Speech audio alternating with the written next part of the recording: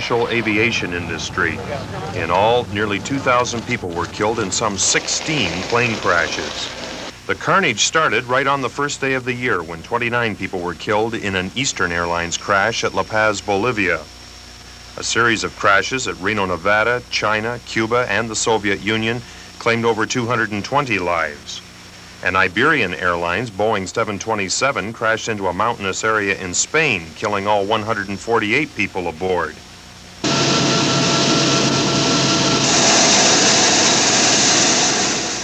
Then in June, the first of two major air disasters, an Air India 747 plunged into the Atlantic Ocean off the coast of Ireland, killing 329 people. Most of them were Canadians of Indian origin. Sikh terrorists were blamed, especially after a bomb exploded in Tokyo's airport the same day, killing two baggage handlers.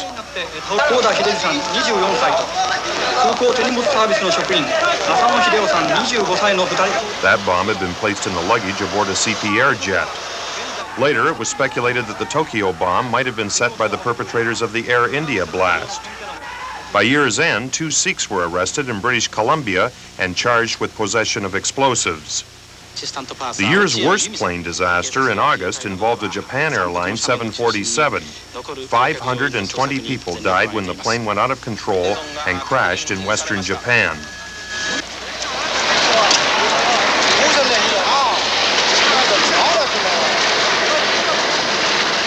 Miraculously, 4 people survived.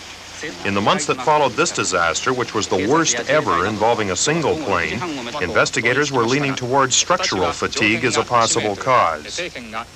There were more air disasters. A British charter jet caught fire on the runway in Manchester, resulting in 54 deaths. I looked out the window and saw the plane going down the runway with its left-hand side engine on fire, black smoke everywhere. A DC-9 taking off from Milwaukee in September crashed, claiming the lives of all 31 aboard. It seemed Canada was going to escape any serious plane mishaps in 1985 until December the 12th, when an aging DC-8 chartered by the U.S. military crashed upon takeoff at Gander, Newfoundland. The plane was bringing over 250 U.S. servicemen home for Christmas after a tour of duty in the Middle East. Everyone on board was killed. The crash raised serious questions about the level of aircraft safety, particularly among the new wave of cut-rate airlines that had sprung up in the U.S. following airline deregulation. I, Ronald Reagan, do solemnly swear. I, Ronald Reagan, do solemnly swear. That I will faithfully execute. That I will faithfully execute. The office of President of the United States. The office of President of the United States. And for Ronald Reagan, the first year of his second term was an eventful one. Like most other U.S. presidents who were not running for re-election, his attention turned from the domestic scene to foreign affairs. Reagan stirred up a bit of controversy when he announced plans to visit a West German war cemetery containing the bodies of some German SS troops.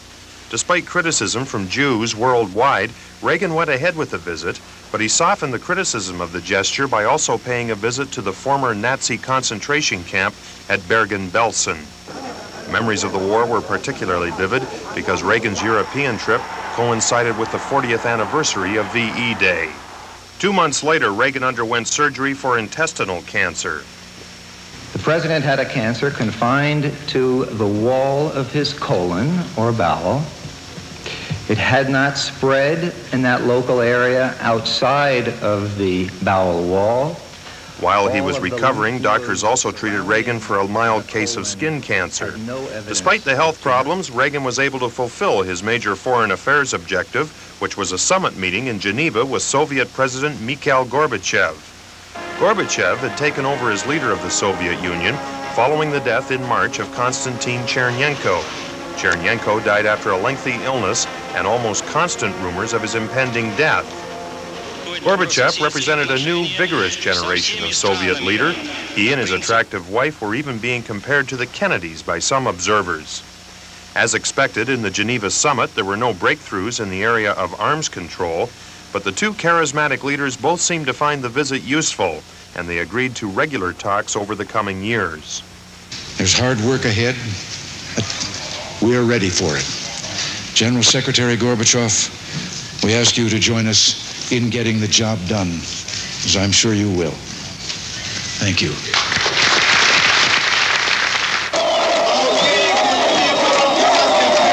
Racial tension in South Africa reached new heights in 1985. Attention focused on Desmond Tutu, a black Anglican bishop who warned the white government that rioting and bloodshed were going to intensify as long as apartheid remained in place. The day anybody can show me that the Bible supports apartheid, that day I will take my Bible and tear it into little strips, and I will stop being a Christian. As unrest increased in the black townships, it appeared the government would soften its racial policies. But a much-awaited speech by Prime Minister Botha was more defiant than conciliatory. We are not going to be deterred from doing what we think best, nor will we be forced into doing what we don't want to do. The result was renewed violence and growing criticism of the white regime.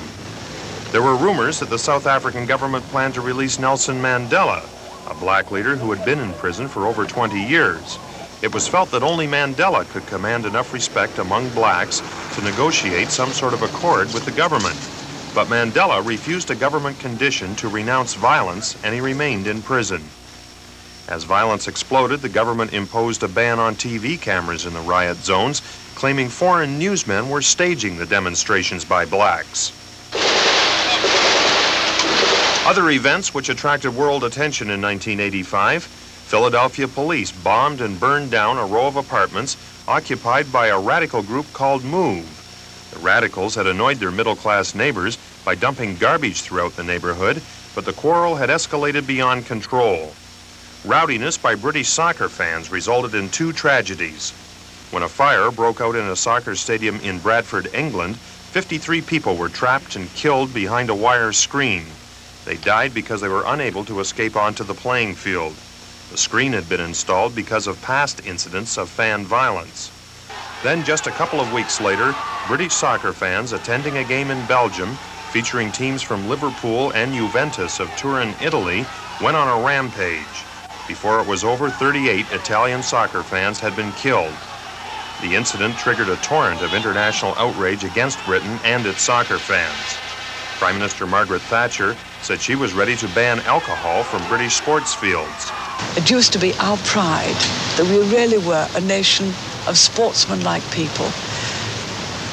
That is in danger. After 73 years and many fruitless searches, the luxury liner Titanic was finally located 13,000 feet beneath the Atlantic Ocean. The joint U.S.-French search party used new remote-control submarines to comb the ocean bottom with TV cameras. At year's end, salvagers were trying to figure out if the Titanic could be raised. The environmentalist group Greenpeace also had ship salvage on their minds. Their flagship, the Rainbow Warrior, was blown up and sunk in Auckland, New Zealand's harbor. Later, 2 French secret agents were charged with the sabotage. The French government was forced to apologize. He was crying, and I asked him what was the matter, and he says that his friends had killed this American man in the wheelchair. The world's growing impatience with terrorism was demonstrated when Palestinian hijackers commandeered the Italian cruise ship the Achille Lauro. An American passenger was shot and dumped overboard. When the hijackers made their escape on an Egyptian jetliner, U.S. fighters diverted the plane to Italy and arrested the hijackers. Then in November, Arab terrorists hijacked an Air Egypt plane and diverted it to Malta. Okay, another passenger has just been executed now. Egyptian commandos shot their way onto the plane after the hijackers started killing passengers. The final toll, 59 dead, including a young Alberta mother and her 16-month-old son. Natural disasters claimed record numbers of lives in 1985. A September earthquake in Mexico City caused over 4,000 deaths, but an additional 2,000 people were missing and some 30,000 were declared homeless. You're in there, you realize you yourself can't get yourself out at all. So you've just got to lie there, sort of try and keep consciousness, talk, keep your spirits up, and just hope that somebody's going to come as soon as possible. The Mexican tragedy was only a forerunner of a November deluge of death, which saw upwards of 22,000 people in Armero, Colombia, buried in a mudslide. The slide was triggered by the eruption of a volcano, which melted the mountain ice cap. Recovery from both the Mexican and Colombian catastrophes were expected to take months and would tax the resources of world relief agencies. 5 got underway in Ottawa with both the government and the opposition trying to adjust to their new roles. Prime Minister Mulroney and Finance Minister Michael Wilson seem to be contradicting each other on the subject of universality. Wilson saying some universal social programs might have to become available only to those who need them. Mulroney insisted, as he had during the 1984 campaign, that universality was, as he termed it, a sacred trust. Canadian families are confused and they're fed up with the Prime Minister saying one thing to this House and the Finance Minister something totally opposite. I want to assure my honourable friend that that is not the case. He has an open mind on the subject, and he looks forward to hearing from you as soon as he returns to the House. The debate seemed a bit academic, since a Gallup poll released in January indicated that most Canadians realized that universality in social programs was too expensive, even if our politicians didn't. In order to keep all of his ministers saying the same things, at least publicly, Prime Minister Mulroney imposed strict orders to his rookie ministers to clear all major and minor pronouncements through him. Deputy Prime Minister Eric Nielsen was given the task of trying to keep the Tory caucus under some kind of control. It was an attempt by me to bring a modest degree of order to a new situation. Meanwhile, the Liberals, still dazed and demoralized after having been reduced to a 40-seat rump from their previous glory days, were having trouble acting as an opposition. The caucus met behind closed doors with leader John Turner. After the meeting was over, Turner said his members had some pointed criticisms of his speaking style and his mannerisms in the House of Commons, but that he too had a few words of criticism for the caucus. And I welcomed the suggestions, just as I hope the members of the caucus welcomed certain observations I made as to the performance of the caucus as an opposition. Shortly after the Liberal soul-searching get-together, Commons watchers began to see the work of a group of rookie Liberal MPs called the Rat Pack.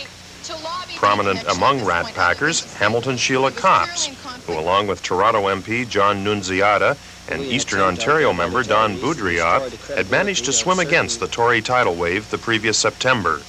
The three formed the core of the Rat Pack and used question period as a battlefield to fight a guerrilla war of words against the government. Will the Prime Minister immediately call a First Minister's Conference on Employment Equity? We're here to defend and protect the rights of women, and we want the advancement of women across the country, and that kind of attitude doesn't help. Back on the government benches, just 5 weeks into the new year, the new government suffered its first casualty. I'm a man of honor who respects Parliament, and I especially respect my Prime Minister. Accordingly, I have resigned as Minister of National Defense. Defense Minister Coates had been visiting Canadian soldiers in Germany and had dropped into a nightclub and apparently had a drink and some conversation with a stripper. Pretty tame stuff, most observers agreed, but enough apparently in a government obsessed with image to cost a cabinet minister his job. The Coates business came just 2 days before Mulroney was to chair his first conference of First Ministers in Regina. Mulroney was determined that there would be none of the bickering which had become the hallmarks of federal-provincial conferences in the Trudeau days. With 8 of the 10 premiers Conservatives, Mulroney had no problem turning the conference into, if not a love-in, at least an exercise in civility. The former Prime Minister's attitude was, prove to me that the conference is going to be a success before I call it. Demonstrate that you're going to agree with me. I think we've proved that the process does work. It's been excellent, and for people here in Saskatchewan, and I would suspect across the country, they see a new game in town. It's a new direction. Back in Ottawa, the Commons settled down to routine business. And one aspect that had not changed from the Trudeau years, despite promises to the contrary during the federal campaign, was the business of patronage. After the much publicized appointment of NDPer Stephen Lewis to the United Nations delegation, many of the Mulroney appointees had a certain similarity to them. Why is Conservative patronage any better than Liberal patronage? This party has appointed distinguished people like Stephen Lewis, like Mrs. Gold to the chairmanship of the status of women. The facts stand for themselves. 95 95%, to understate it, 95% of the appointees that this government has named have been conservatives. The Prime Minister knows it, and the only reason they got the appointments were conservative, and the whole country knows that as well. The Canadian economy performed well during 1985. Unemployment was dropping, although still in the 10% range. The automobile industry was having a record year. Real estate sales were brisk, housing starts strong, and interest rates and inflation were both dropping. But somehow the Mulroney government was having trouble focusing public attention on its successful management of the economy. Instead, Mulroney seemed to be constantly putting out little fires started by various members of the cabinet. In August, Mulroney shuffled his cabinet, hoping to de-emphasize ministers who had caused him some embarrassment.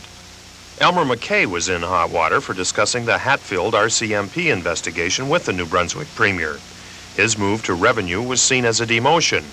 Also demoted was Suzanne Blais-Grenier, who took over the environment portfolio with the comment that Canada's parks should be open for mining. I'm very happy also to have Tom McMillan as the environment minister. He'll do a great job. I'm not at all bitter. I think that, as I say, it's a very interesting and a very important and traditional department. Later in the year, Blais-Grenier was the center of controversy again when it was learned that she and members of her family had spent large sums of taxpayer dollars traveling around Europe on a trip that had little or no official business on the agenda.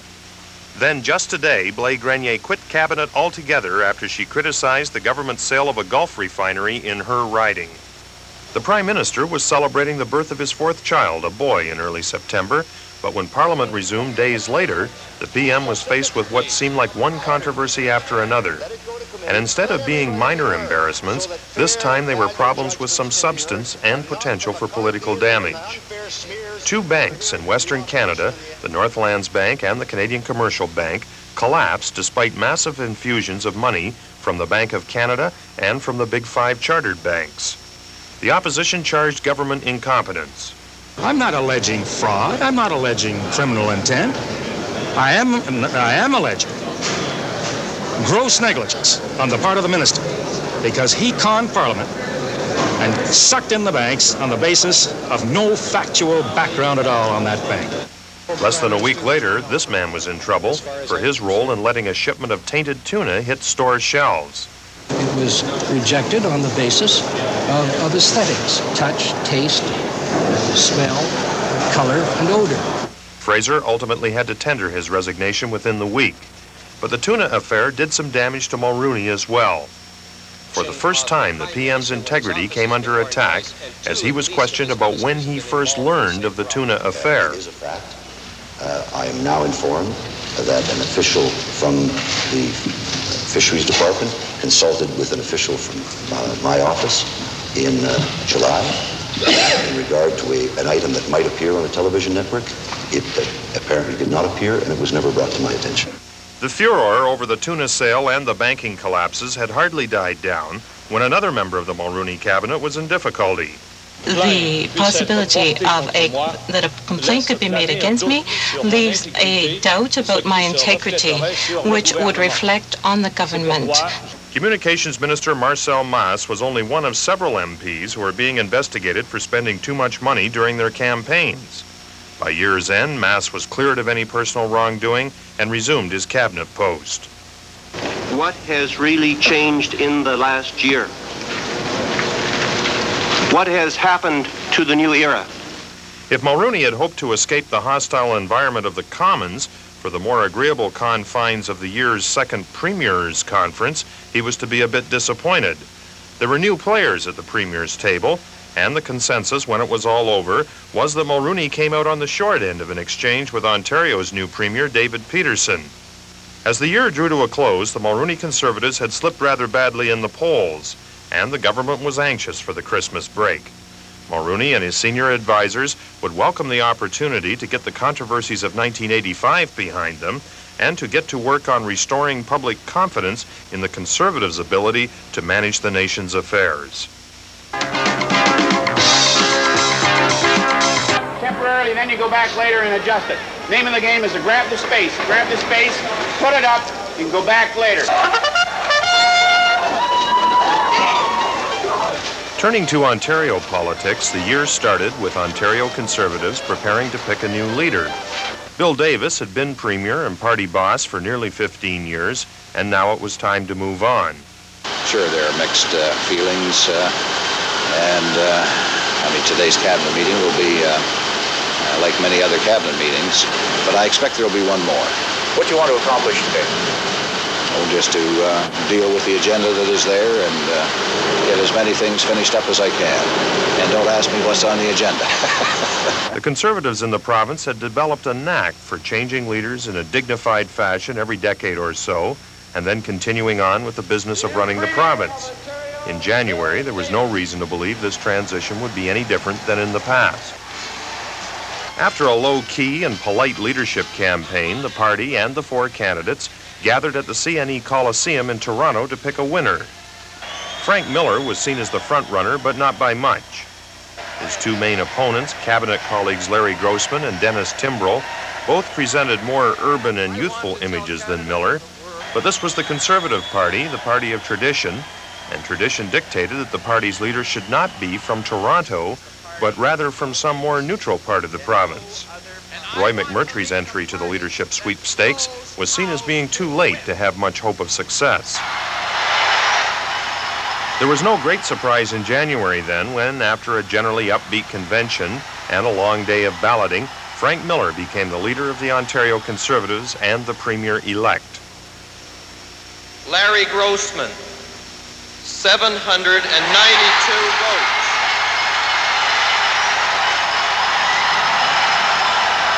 Frank Miller, 869.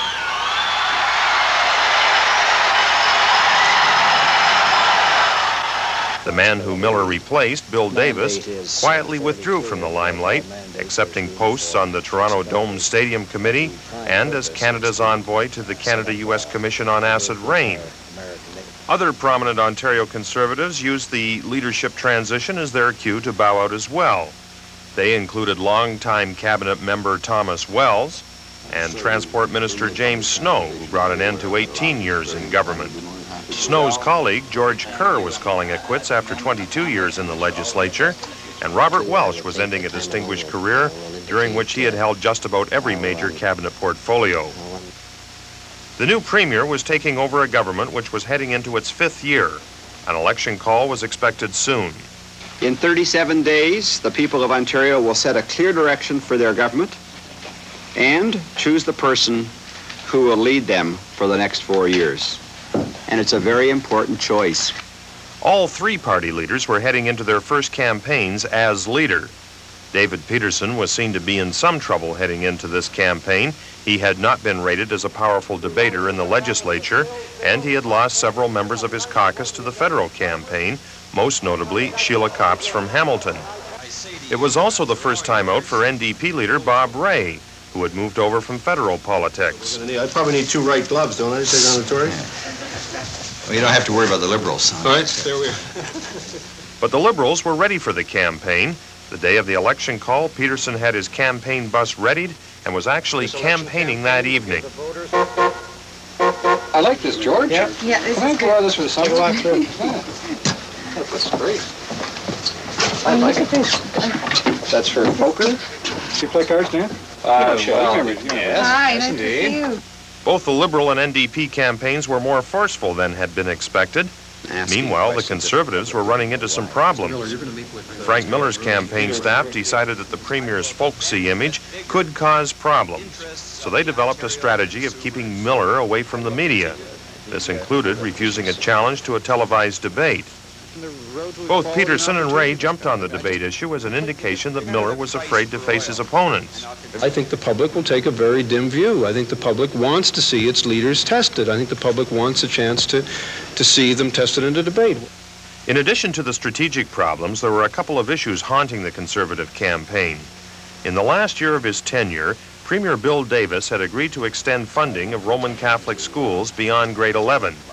While almost no one was prepared to criticize the move publicly, the proposal was not well received by some public school supporters. Matters came to a head when a prominent Anglican clergyman openly attacked the school funding plan. This is how Hitler changed education in Germany. Exactly the same process, by decree. And I won't take back that phrase. I object to this in a democracy, that I am not consulted, that a major issue is solved by decree. Both the Liberals and the NDP were on the record as also favoring the funding extension. On the surface, the matter would not be a campaign issue, but it was an issue among a number of voters, and the Conservatives would be the party most hurt. In addition to the image problems and the school funding issue, the Miller campaign was hit with some bad luck. A truck heading through northern Ontario was halted at Kenora when it was discovered the tanker had been leaking PCBs on the Trans-Canada Highway. Both opposition leaders traveled to the scene and used the opportunity to criticize the Tories for having a bad record on the environment.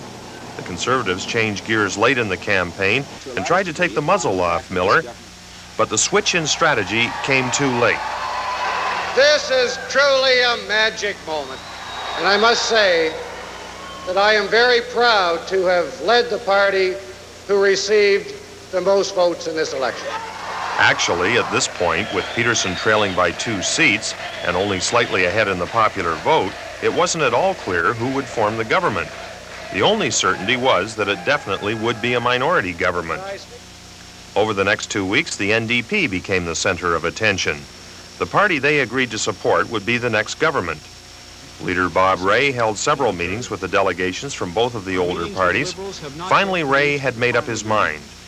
But we have reached a point where we are satisfied we can negotiate with the Liberal Party a joint written agreement which will set out an agenda for reform as well as a cornerstone document on process and stability in the minority parliament and a commitment to reform on freedom of information and other sunshine measures. On June 18th, the legislature gathered for the historic non-confidence vote. It is our duty to respectfully submit to Your Honor that Your Honor's present government does not have the confidence of the House.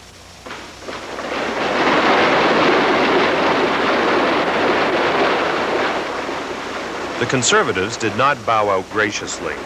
Tory MP Leo Bernier dropped a red tie, symbolic of the Liberal Party, on the desk of NDP leader Bob Rae. And Frank Miller had some strong words. When you signed this historic accord, this entente, this jot and tittle, this no-election pact of yours with the Liberals, you signed your own death warrant. A few days later, Miller was out and Peterson staged a large garden party of sorts on the lawn of the legislature to mark the government changeover and the swearing in of his 26-person cabinet. There is no task we cannot perform, no burden we cannot bear, and no obstacle we cannot overcome. In its early days, the Peterson government brought down a budget with a very small C conservative tone. It reaffirmed its commitment to rent controls, but introduced measures designed to stimulate apartment starts. It promised to get tough on polluters. It continued the process towards extension of full funding to separate schools, and it persisted in plans to study the sale of beer and Canadian wine in grocery stores. The only sour note involved Peterson himself. He was accused of influence peddling over a scheme that would allow members of the business community unspecified input to the Premier in exchange for a donation to the provincial party. Let me stand firmly in my place and tell you that no one can purchase influence for any amount of money, be it $1,000, $2,000, or $10,000. But for Frank Miller, it was a difficult time. Out of power, his Tory caucus restless and resentful, he decided he did not wish to hold on to the party leadership. There's much more I wanted to do for my party and for my province. I have a great loyalty and an affection for both, but and a great debt to both. Miller's departure set the stage for a return of the January PC leadership race. One difference this time, even though the two key figures were the same, there was none of the politeness that marked the earlier campaign, which was then being fought by cabinet ministers in power. Now there was less to lose, and the debate took on an often acrimonious tone. The party was able to stage a respectably upbeat convention given the circumstances, and when the final ballot was counted, the vote was excruciatingly close. But the winner was Larry Grossman, who had come so close 10 months earlier. And I want to say to the Ontario Liberal Party that I have two colleagues, both of whom would make better premiers of Ontario than the current Premier of Ontario. Grossman and Peterson seemed like an interesting legislative matchup, and observers on all sides were anxious to watch the two leaders sparring in the early months of 1986. City of London, Ontario. The year got off to a bit of a sour start in Hamilton when the city's bid to host the 1991 Pan Am Games was unsuccessful. But the London delegation would be disappointed later in the year when the Mulroney government announced that, as an economy measure, it would not support any Games bid. Hamilton's old library continued to be a white elephant, although at the beginning of the year it seemed there might be a proposal on the table which would breathe new life into the old building. Coram Developments approached the city with a scheme to refurbish the library and construct a 9-story office tower at the rear of the building. The project became derailed when some councilors advised postponing the project while trying to rent the library to the Attorney General's Department. At year's end, the library was still vacant. Our situation is that we can't keep finances available for a project that's put on hold. We're a private company, and it's important that we're productive, so we have to make our money work. Elsewhere in the downtown area, things were bustling. The long-awaited Sheraton Hotel was open to the public at a glittering ceremony. I now declare the Sheraton Hamilton officially open. The first stage of a Bank of Commerce Tower development got underway, but first it was necessary to transfer the bank's main branch to another downtown landmark, the old Bank of Montreal building. Demolition of the Commerce building was well advanced by year's end. But the highlight of the year, and perhaps the decade for Hamilton's downtown, was the opening of the 18,000-seat-plus Copps Coliseum. This Coliseum, then, is a tribute to every one of you. That it bears the name of my husband is an honor he would love. And for all of our family, we thank you for that recognition. An NHL team was still nowhere to be seen, but that didn't dampen the enthusiasm of the public or the arena management in those opening weeks. Transportation continued to be a controversial issue in the Hamilton area in 1985. A new span of the Burlington Bay Skyway, now also named for James N. Allen, was opened, and almost immediately the old bridge was closed. It would be rebuilt over the next couple of years, and when both bridges are finally open, one of the area's biggest traffic bottlenecks will be solved. There was nothing like the condition existing now that there was before the opening of the first bridge. It was the most terrible bottleneck you could imagine. There was nothing to have a backup of 3 or 4 miles. Another long-standing transportation project moved a step closer to reality when the Ontario Municipal Board finally gave the green light to the proposed Red Hill Creek Expressway. The Red Hill Creek project was a vital link in an overall expressway scheme, which would encircle the city from the 403 on the west to the Queen Elizabeth Way on the north and east. It was a year of mixed blessings for the Hamilton Airport. While the new terminal and runway facilities were nearing completion, scheduled air traffic was the lowest in several years. Nordair canceled its service linking Hamilton with Ottawa and Montreal, but City Express of Toronto stepped in to fill that gap. I made statements before that I said I wouldn't come to Hamilton unless I was absolutely certain that, we were going to make it. And if the market sticks at the level that it's at, we'll be very happy. And if it increases, which we will try and stimulate through the additional frequency of flights and direct flights even to Montreal, we will be in a position to be satisfied financially. A plan which would see Purolator using Hamilton as its Ontario base of operations bogged down in a dispute over facilities for the freight and parcel carrier. At year's end, there was a glimmer of hope. Local MPs were finally talking about organizing a concerted lobby with the Federal Transport Ministry to try to salvage the Purolator deal. And there were 2 proposals on the table for the operation of cheap, frequent flights between Hamilton and New York City via Newark, New Jersey. On the public transit front, the new provincial government announced that the proposed light rail commuter system, Go Alert, was dead, but that it would proceed with plans for a conventional rail commuter system. The only hitch, the system initially was to come west only as far as Burlington. At year's end, local groups were trying to come up with a unified position on where they would like to see commuter trains entering Hamilton. What must happen is that those discussions take place, but the government must say that having scrapped Go Alert, which was the previous topic of discussion, that the Go Transit must come into Hamilton. There were really no burning local issues in Hamilton as the municipal election campaign got underway. No issues, that is, other than a sense that there was something not right with the way City Council seemed to be conducting itself. The public was growing tired with the weekly wrangling that took place on Tuesday nights in the council chamber. And you, Mr. Mayor, that you could allow this kind of shabby charade to occur in your council? My God, what kind of man are you, Bob Moore? What kind of... I'm going to cut you off right there on a question of privilege. You are as bad as anyone here standing up and screaming the way you did. Don't you dare accuse me of such things. Under any circumstances, there is no fairer chairman than the guy standing right here. Don't you accuse me of things like that. I am upset by your cheek, your deceit, and your standing there talking like that. The issue of Gore Park wouldn't go away either, even though the beloved landmark had been restored to a semblance of its former beauty. This after a disastrous attempt to renovate the park. There were some stubborn problems with the Gore, however, including paving stones, which heaved up and focused unwanted attention to the area. Later in the year, the Gore became the campaign slogan of a concerned citizens group which urged some new faces on Hamilton City Council. In the November elections, the mayor, Bob Morrow, survived a challenge to his leadership by former controller Jim Campbell. But a number of familiar faces would not be seen at the council table over the next 3 years as voters turfed out nearly half of council and reduced the vote totals of those they had spared. I think we're going to have a good team. I think we've got good incumbents back and we've got good newcomers. I think it's going to be an outstanding council. As the new council gathered for the first time in December, it did appear at first blush that the voters' message had been received. It was the most businesslike meeting of council in years. We have a trust, we, the mayor and council, with our fellow Hamiltonians, who gave each of us the honor and the privilege of serving here in our respective roles. That trust is an obligation to do our best for our city and for our fellow citizens.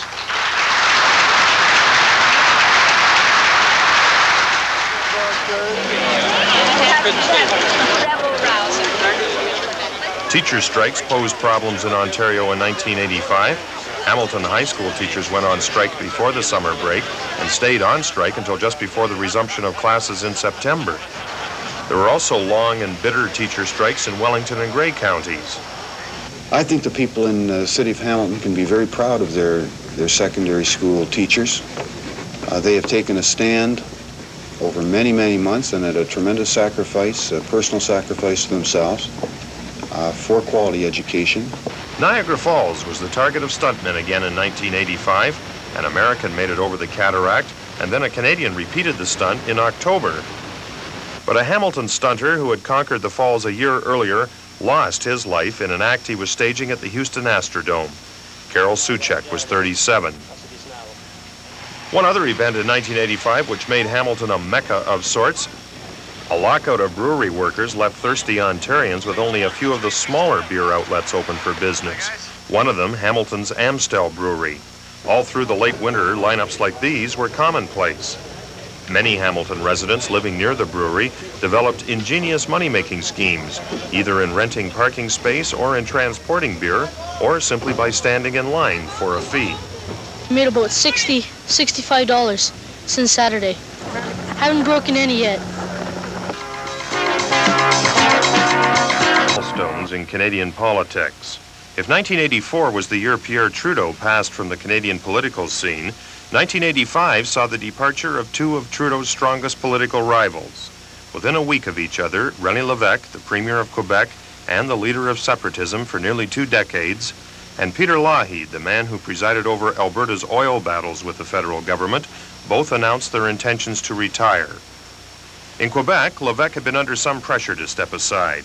The militant wing of his Parti Québécois was angry with his decision to renounce the dream of separatism. Separatism had ceased to be an urgent item in most Quebecers' minds, partly because the PQ had been so successful in making French culture predominant in Quebec. Having achieved a large part of its social agenda, the PQ was now being rated on its economic performance and coming up very poorly against a rejuvenated Liberal Party, led by Robert Bourassa. At its leadership convention, the Parti Québécois chose Pierre-Marc Johnson as leader. The popular and moderate Johnson was the son of Daniel Johnson, who had led a conservative-leading Union Nationale government in the 60s. On the campaign trail against Bourassa, Johnson was seen as having more charm and appeal than the rehabilitated Liberal leader, but in the end, voter desire for a new direction overcame personal perceptions, and the PQ were humiliated in the election.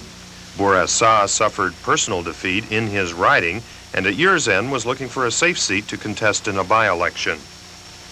In Alberta, where Peter Lougheed was ending 14 years as Premier, there was none of the upheaval that marked changes in leadership in Ontario and Quebec. Former Alberta Energy Minister Don Getty, like Lougheed, a former pro-football player, captured the Conservative Party leadership. And as he prepared to return to the Alberta legislature, there appeared to be no sign at all of any meaningful political opposition to Getty's Alberta Conservatives. 1985 saw the departure in Hamilton Wentworth of Regional Chairman Ann Jones. Mrs. Jones had been the region's first and only chairman since the inception of regional government in Hamilton. In addition, the region's top civil servant, Cy Armstrong, announced he was taking up a similar post in Edmonton. The two departures created something of a leadership vacuum in the region, and Council decided to opt for a chairman with experience in regional government.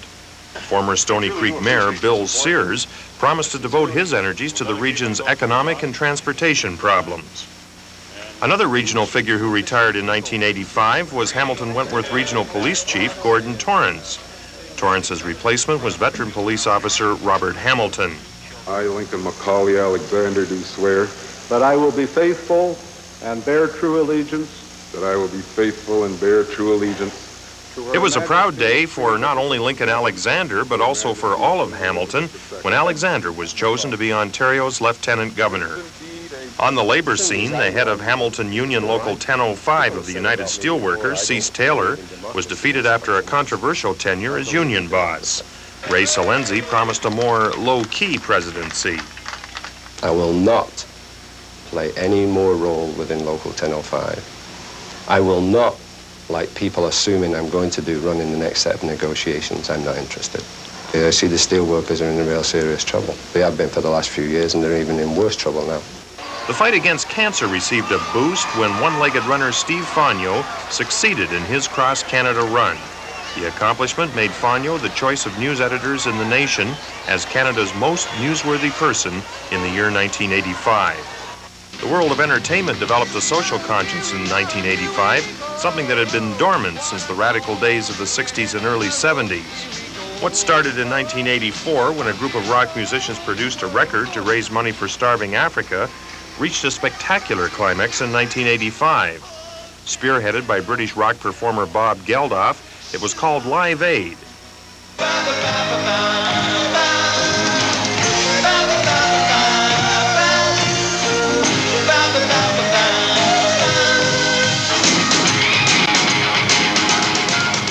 Consisting of two simultaneous all-star rock concerts, which were staged in London and in Philadelphia. The result was an entertainment extravaganza which raised hundreds of millions of dollars for famine relief.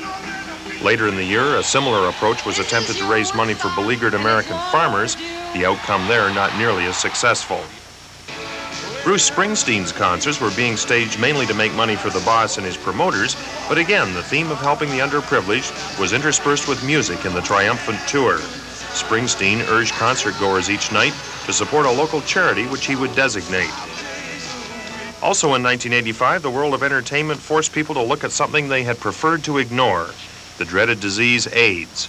All this because one of Hollywood's most popular leading men, Rock Hudson, had succumbed to the deadly immune system disorder. Actually, he's had a slow downhill progressive course in the last several weeks. The last week it's been more rapid, and it was very apparent the last day or two that the end was close. Hudson's gaunt appearance in recent months had hinted at some serious health problem, but after much publicized emergency treatments in a Paris hospital, Hudson's staff finally had to acknowledge publicly that the actor had contracted AIDS. Hudson's tragic death was seen as having at least one positive aspect because it forced public attention on the disease and the fact that research into the condition was grossly underfunded. 1985, it's now down to its final few hours. Looking ahead to 1986, the ongoing stories to watch will be the explosive racial and social tensions which seem ready to bring matters to a head in South Africa. Whether the Reagan-Gorbachev summit will have any tangible effect on superpower relations. In Canada, we'll find out if Brian Mulroney can turn around and establish a more positive image as his government attempts to gain more experience. And at Queen's Park, David Peterson will want to consolidate the gains his party has made, who knows, perhaps with a late-year election. In the Hamilton area, transportation seems to dominate the agenda, both on the ground and in the air. And we may hear something about an NHL team in 1986. And with just a little bit of luck, maybe we won't hear anything at all in 1986 about a place called Gore Park.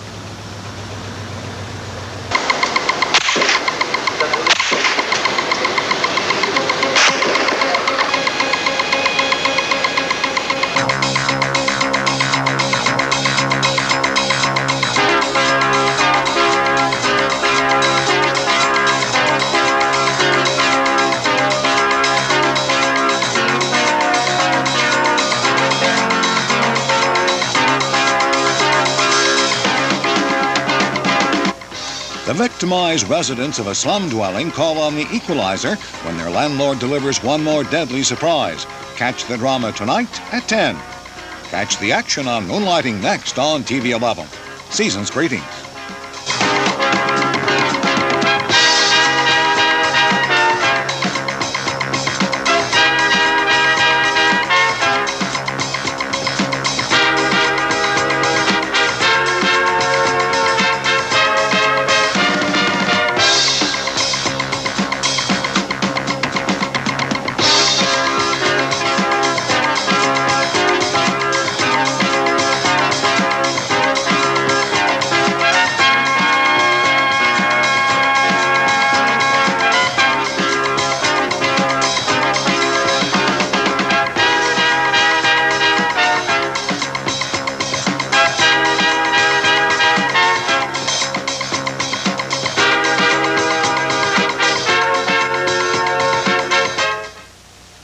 Moonlighting is closed captioned for the hearing impaired. Sybil Shepherd and Bruce Willis star next.